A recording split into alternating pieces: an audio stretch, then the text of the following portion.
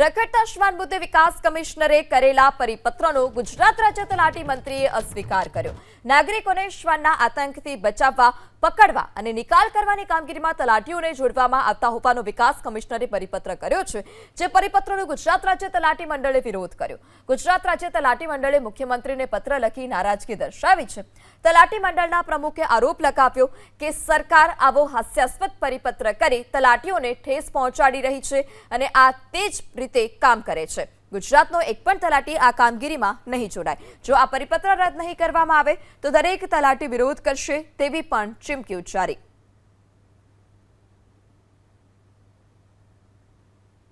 વિકાસ commissioner કચેરી દ્વારા 3 દિવસ અગાઉ એક પરિપત્ર કરવામાં આવ્યો કૂતરા બાબતનો।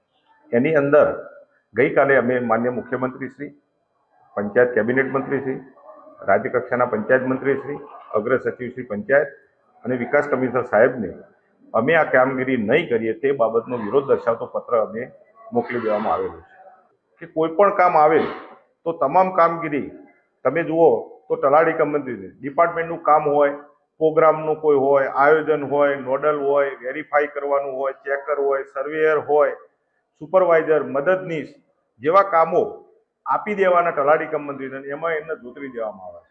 આટલી બધી તલાટી કમ મંત્રીશ્રીના શિરે કામગીરી હોવા છતાં, તલાટીનું મહેકમ હોવા છતાં, એક તલાટીને 1-2 ગામ હોવા છતાં પણ સરકારને પણ ખ્યાલ છે, છતાં પણ આવા હાસ્યાસ્પદ પરિપત્રો કરી અને તલાટીના માનહાનિને અને ઠેસ પહોંચે એવું કાર્ય કર્યું છે। માટે અમે વિરોધ દર્શાવી અને આ કામગીરી કરવાના નથી।